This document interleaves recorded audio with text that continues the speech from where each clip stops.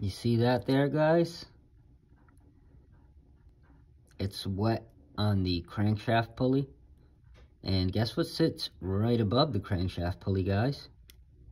That's right, the water pump. So we're gonna have to replace this here today.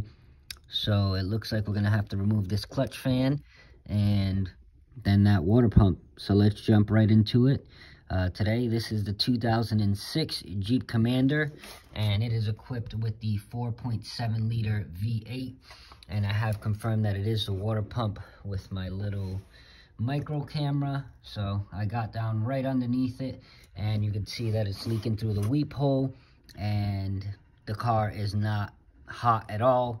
It's very cold, so it blows cold air, and I'll top it off. It'll be hot for a little bit, and then it'll blow cold air again because there's air in the system, and it is obviously leaking coolant.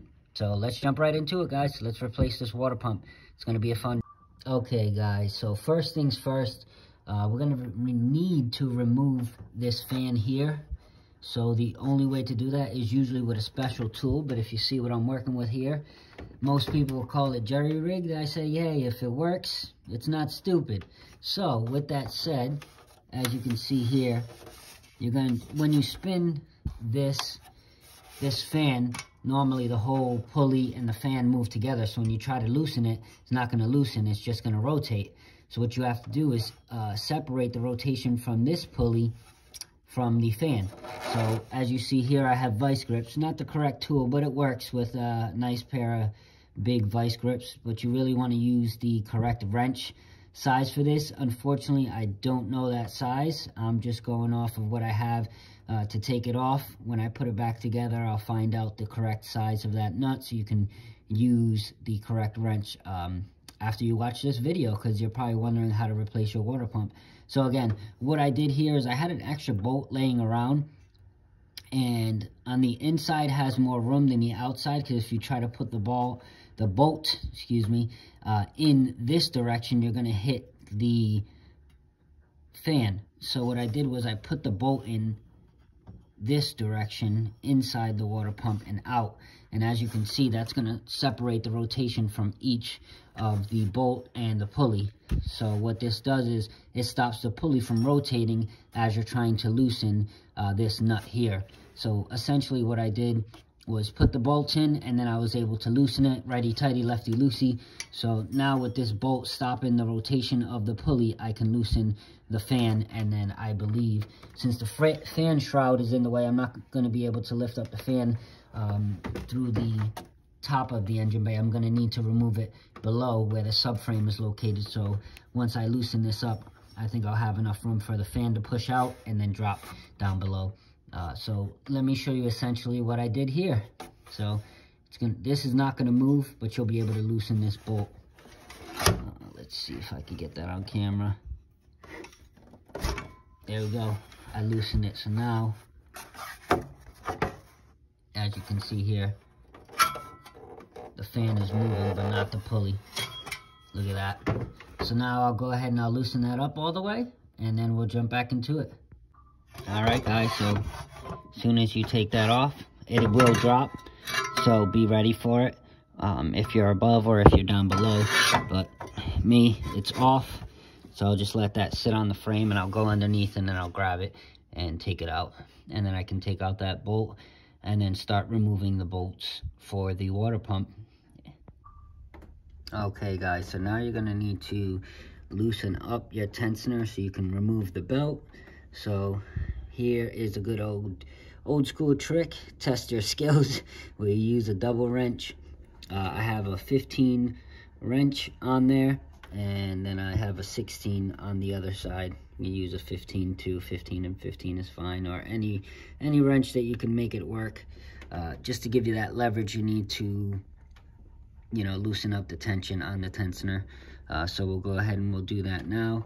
So you'll literally just push down on it, and it should loosen up the belt. As you can see, the belt is loosened as I push down, and then I'll just remove the belt. Alright, so now that the belt is removed, now you can loosen this up. So you can take out that bolt, and you can see how I put it in there. Just want to remove it.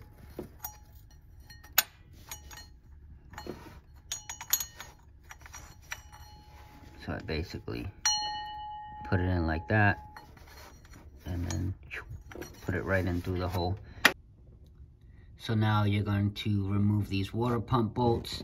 There's a couple on there, and I'll go ahead and show you how to remove them and which ones go where. As you can see, there's buildup of coolant right there, buildup on the oil pan gasket, and I did have some on the oil pan, but it seems to dry it up. So if you look here, you can see it's kind of making its way down, but it's leaking from on the inside of that wheel on the water pump, and then it's just dripping all the way down. It's hard to see on camera, but with my micro camera, it's pretty easy to spot. But there's a leak on the right behind here on the center of the wheel. You can't see it with your eyes, but it's definitely happening. So we'll go ahead and replace it. And there's a couple bolts right there. They go all the way around. But once you pick up the replacement one, you'll see exactly where they mount, and it'll be easy to go from there. The lovely sound of expensive cooling hitting the oil pan. So before you take out the bolts all the way through, you just want to loosen every single one of them and then just let it flush out. As you can see, there's a gap over here, so that gap is letting all that fluid come out. Before you loosen one of these bolts, you're going to have your tensioner in the way, so you just need to remove that, which is this piece here. It's just one 13mm bolt. So with that being said, that's a 13mm bolt, and the water pump has a couple of 13mm bolts. I believe there's 1, 2, 3, 4,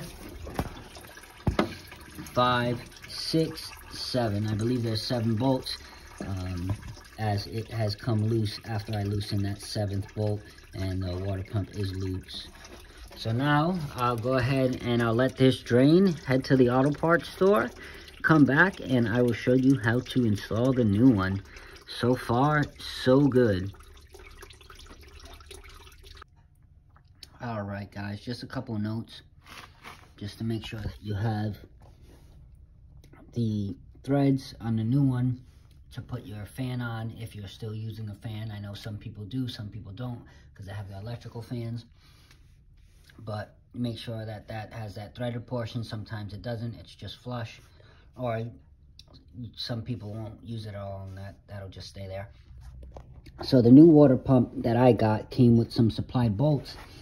And just make sure that they all have the same bolt patterns, and make sure they're the same size nuts. I noticed on the one that I just purchased, they're all short studded. I mean, they might work, they may not work, but I'm going to go with the OEM factory bolts, because as you see here, we have some long bolts and some short bolts. So these long bolts, I'll go ahead and I'll replace for the short bolts here, and we'll get this baby mounted up. So if you want to make note of how they are placed, so you can see here, it's like so. Oop, 1 second. So they're basically, put them side by side. You can see this bolt here is the long bolt. So I'll go ahead and I'll take out this short bolt in exchange for the long bolt. As I'll go ahead and I'll clean these up too, clean the threads off nice. But we're gonna exchange that one for the long bolt. And then there's 2 more long bolts down here. So if you look at it, these 2 are gonna be longer. So this one didn't come with a bolt, so we'll put that one there. Take out the short bolt and put it on the other one for now, and install the long bolt.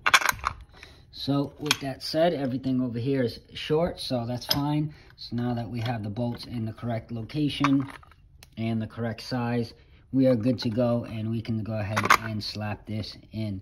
So let's move forward with that. Make sure that your gasket is on there and it's good, and it's in the correct location. It's not gonna bind up when you tighten that down and pinch it, and then you'll be doing the job all over again. So don't do that. So let's install this and we'll be good to go.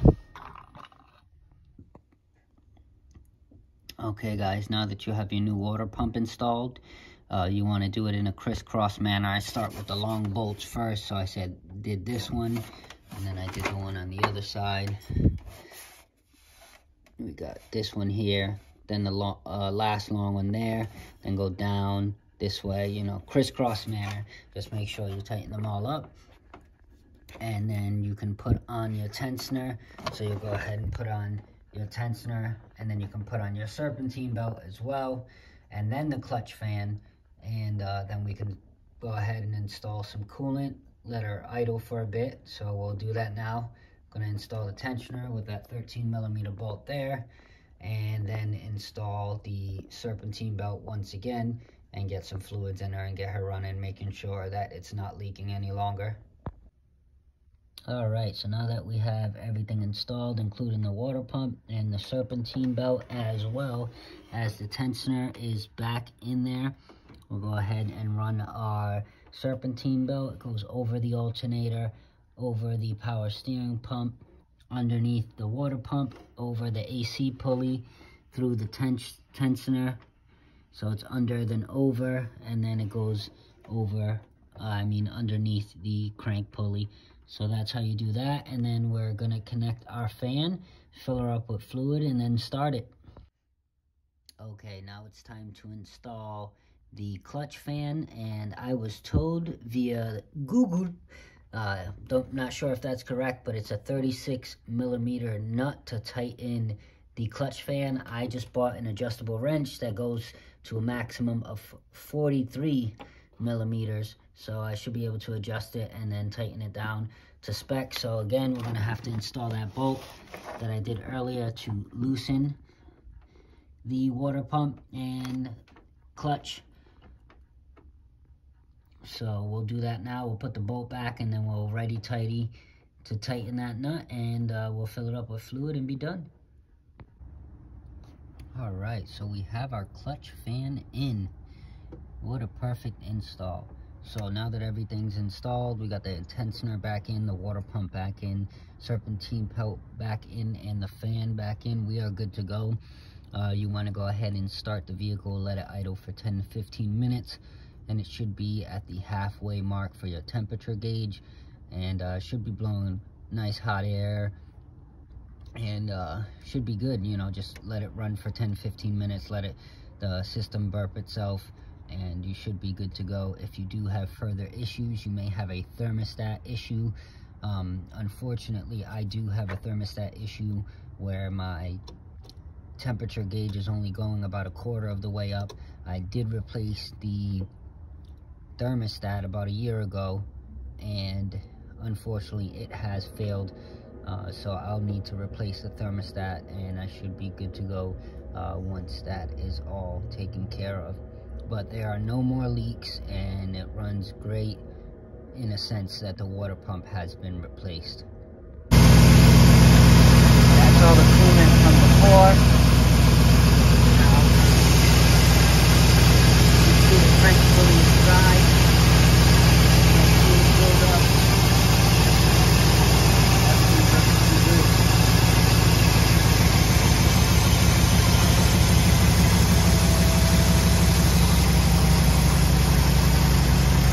If you found this video helpful, as always, like, comment,